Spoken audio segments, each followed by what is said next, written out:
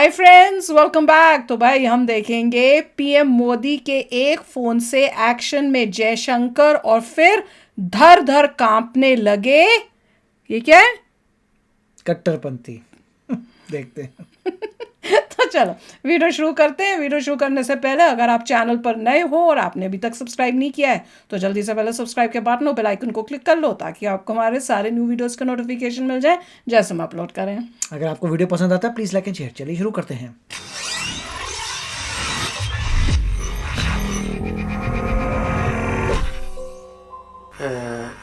खबर आपके ज्ञान में हो या नहीं, दो क्रिश्चियन प्रीस्ट थे। एक अफगानिस्तान में थे और एक यमन में थे।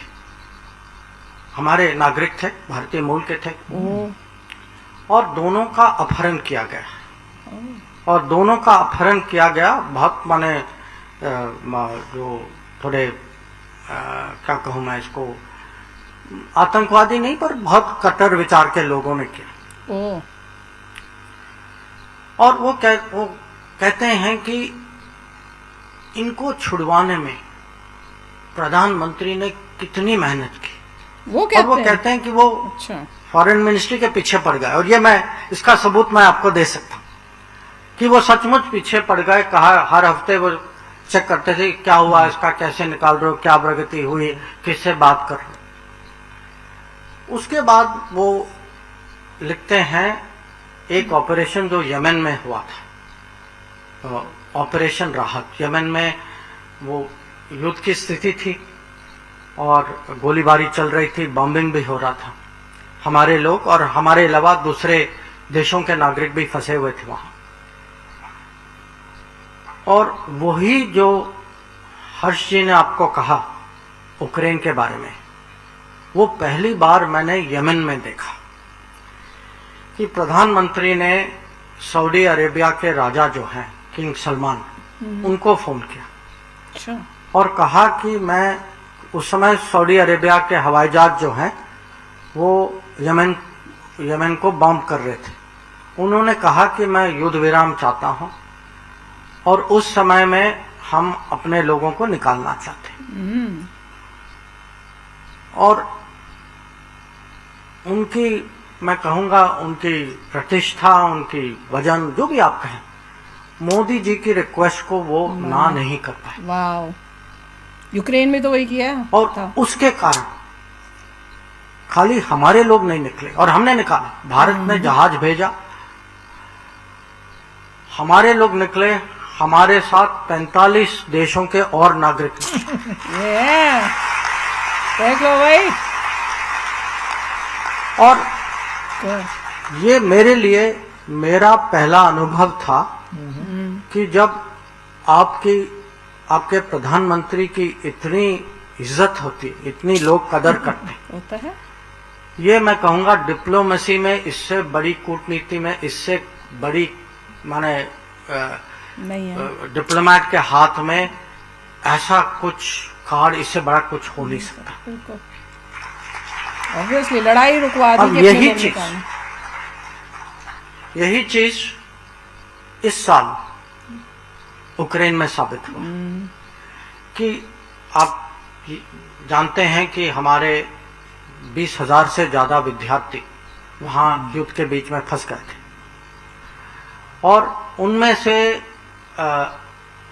2 शहर ऐसे थे जहां सचमुच माने वो डेंजर में थे कि रोज फायरिंग हो रही थी, गोलीबारी चल रही थी आपस में। और एक शहर ऐसा था कि उसमें 3 साइड थे कि यूक्रेन की आर्मी भी थी, रशिया की भी थी और एक कुछ जैसे प्राइवेट या नॉन ऑफिशियल लोग भी हथियार लेके घूम रहे थे। और वहां से निकालना, हम लोगों ने बहुत कोशिश की उनको वहां से निकालने में, पर आप जानते हैं कि जब गोली चलती है कि कौन बाहर आएगा। अगर आप दूसरे शहर सुमी में, तो हम वहां बस भी ले गए, लोग बस में चढ़े, गोली शुरू हुई, वो वापस अपने हॉस्टल में चले गए। तो एक बार नहीं, बहुत बार कोशिश की।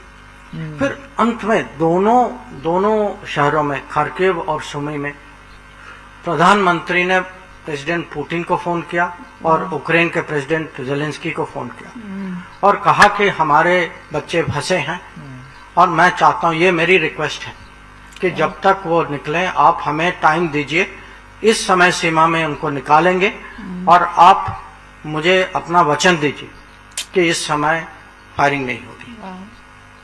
और उसके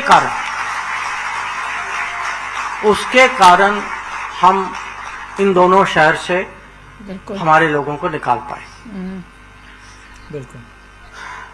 अब ये जब हो रहा था यूक्रेन में, मुझे अभी भी याद है उस समय उत्तर प्रदेश में चुनाव हो रहा था और आप जानते हैं जब चुनाव होता तो प्रधानमंत्री जी तो लग जाते हैं इसमें, बिजी हो जाते हैं।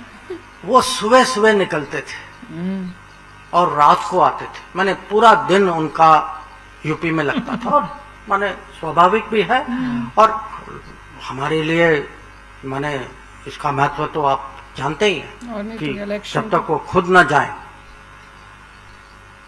पर ये देखिए सुबह निकलने के पहले माने 7 बजे के पहले वो चाहते थे कि मैं रिपोर्ट दूं कि आज क्या हुआ है, माने कल रात को क्या हुआ था, पिछले रिपोर्ट के बाद नई घटना क्या थी। और जैसे ही वो उनके प्लेन या हेलीकॉप्टर दिल्ली में उतरती थी, अगला फोन आता था कि अच्छा भाई 12 घंटे हो गए तो आप बताइए क्या हुआ। तो कभी जब तक ये लोग फंसे हुए थे वहां पर, आपको ये भी याद होगा कि हमारे 5 मंत्री वहां गए थे। आप ही सोचिए, आपको कभी याद है कि भारत सरकार ने 5 मंत्रियों को बाहर माने हमारे नागरिकों को वापस लाने के कभी भेजा था? आप कमिटमेंट देखिए।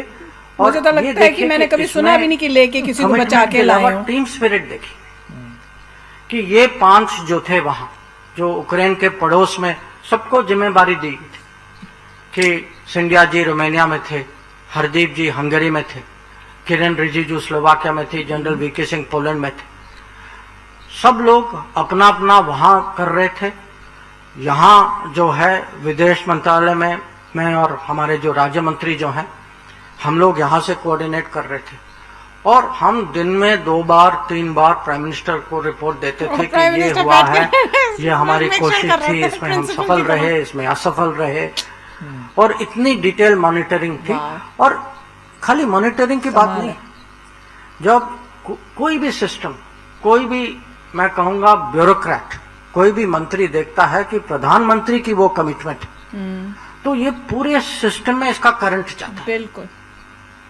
और अगर हम 20,000 लोगों को 90 फ्लाइट में वापस घर ले आए, इसका एक कारण है और वो कारण आपका कमाल है। अब मैं आपको, और भी लेखक हैं और भी बड़े जाने माने लोग हैं, पर थोड़ी यहाँ भी समय की सीमा है, तो मैं अपने बारे में कुछ कहता हूँ क्योंकि मैं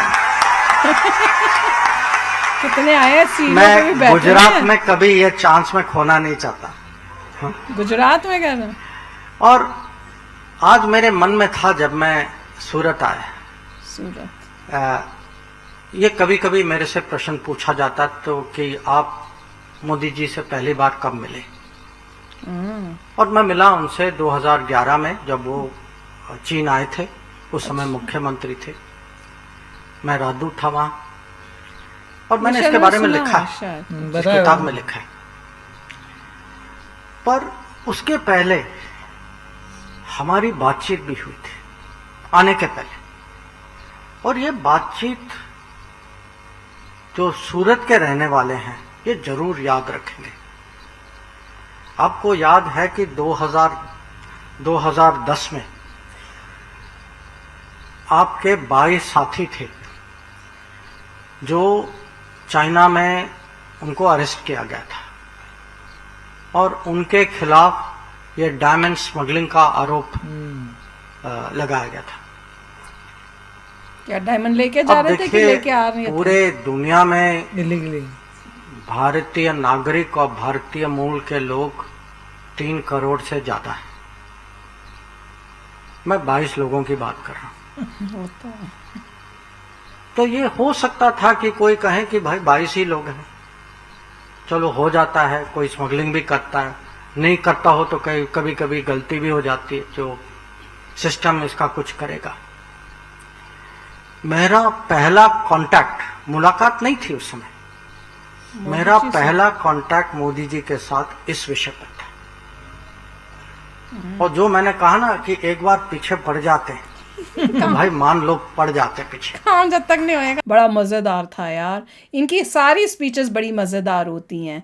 इसका मेरे ख्याल इसी का पार्ट हमने एक पहले भी कभी कुछ और पार्ट देखा था, और इसमें अभी कई ऐसी चीजें थी जो तब नहीं सुनी थी। बट दिस इज अमेजिंग, और बहुत इंपॉर्टेंट है कि इस तरह से बताएं कि कैसे मोदी जी करते हैं या कैसे ये काम कर रहे हैं, क्या क्या अचीवमेंट है, ताकि पब्लिक को पता चले कि भाई देखो हमारी गवर्नमेंट कितनी अच्छी और कितना हमारा साथ दे रही है। और वाकई में जैसे निकाला था यूक्रेन से, इट वॉज माइंड ब्लोइंग कि ये ऐसी चीज भी अचीव हो सकती है जब लड़ाई के बीच में। और किया किसने? मोदी जी ने। और कौन कर सकता था? सिर्फ मोदी जी ही कर सकते थे। राइट। और उसमें देखिए कि पाकिस्तान के लोग जो हैं वो भी इंडिया के फ्लैग क्या मजे की वीडियोस हमने देखी थी कि वो भी फ्लैग इंडिया के लेके आ रहे हैं, वो भी बोल सभी को न्यूज पता लगी थी। अगर इंडिया का फ्लैग, उनको ये पता लगा था कि अगर इंडिया का फ्लैग लगा कमाल था वो तो तुम्हें कोई कुछ नहीं करेगा। तो वो लोग बचने के लिए अपनी वैन्स में, अपनी कार्स में इंडिया के बड़े बड़े फ्लैग लगा रहे थे कि हमें जाने देंगे। बिल्कुल। और उनको जाने दिया था बिना चेक करे कि अंदर कौन है। इंडिया का फ्लैग निकला है, लगा हुआ है तो जाओ। That was amazing. और वही कह रहे हैं कि मोदी जी को इतना बिजी स्केड्यूल था यूपी इलेक्शन में भी, तब भी उनको ये था कि रिपोर्ट क्या हुआ, निकले नहीं निकले, येमेन के लोगों के लिए, उसके बाद सूरत के लोगों के लिए, हर चीज़ में जैसे कह रहे हैं कि एक बार उन्होंने उठा लिया कि मैं इसका करके रहूंगा तो वो करके रहते हैं। डिटर्मिनेशन की बात थी। Very nice. बिल्कुल बिल्कुल। और ये क्यों वो कर रहे हैं? क्योंकि उनके लिए पूरा हर एक इंडियन उनका परिवार है, जैसे वो बोलते हैं। तो अपने परिवार के किसी मेंबर के ऊपर कष्ट हो, जो ऐसे फंसा हो, तो उसको निकालेंगे कैसे नहीं, वो जरूर निकालेंगे। Amazing. कमाल है। तो चलो चलते हैं, मिलेंगे नेक्स्ट वीडियो में बहुत ही जल्द। Till then take care and bye bye. तो अगर आप मेरे इस चैनल पे नए हो तो जल्दी से सब्सक्राइब के बटन को हिट करो और बेल आइकन को क्लिक करो, ताकि आपको मेरा जब नया वीडियो मैं लगाऊं आपको उसके बारे में जल्दी से पता चल जाए।